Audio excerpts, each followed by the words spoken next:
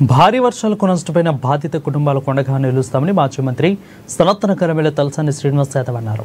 ఇటీవల కురిసిన భారీ వర్షాలకు రామ్గోపాలపేట డివిజన్లోని కాచిపౌలి, నల్లగుట్ట, జూలమ్మ టెంపుల్ తదితర ప్రాంతాల్లో ఇళ్లలోకి వర్షపు నీరు వచ్చిందని అన్నారు. ఇక ఇళ్లలోకి వర్షపు నీరు చేరి సామాగ్రి తడిచిపోయి తీవ్రంగా నష్టపోయిన వారికి అండగా నిలుస్తున్నట్లు తెలిపారు. ఈ నెల 21వ తేదీన ఉదయం 9 గంటల నుంచి ఆయా ప్రాంతాలలో 1500 బాధిత కుటుంబాలకు ఎమ్మెల్యే తలసాని శ్రీనివాస్ యాదవ్ ఆధ్వర్యంలో బియ్యం, పప్పు, నూనె తదితర నిత్యావసర సరుకులను పంపిణీ చేసేందుకు సిద్ధం చేశారు.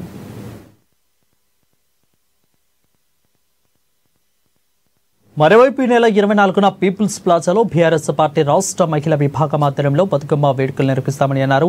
సనత్నగర్ నియోజకవర్గ పరిధిలోని అన్ని డివిజన్ల నుండి మహిళలు పెద్ద సంఖ్యలో హాజరు కావాలని తలసాని శ్రీనివాస్ యాదవ్ పిలుపునిచ్చారు.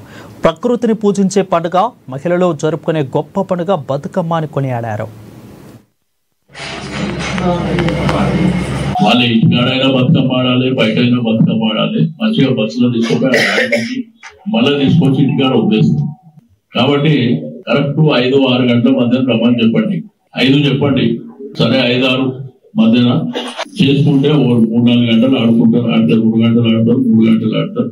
అరేంజ్మెంట్లు అయితే అక్కడ పెద్ద ఎత్తున చేపట్టడం జరుగుతుంది. కాబట్టి దయచేసి ఇంకా నేను చెప్పిన వాళ్ళు ఇప్పుడు ఆ 1500 లిస్ట్ నేను కొన్ని డివిజన్ లో కొంతమంది నాయకులకు చెప్పిన వాళ్ళు కాకుండా ఎవరైనా వాలంటరీగా సపోర్ట్ చేస్తే కూడా చేయండి.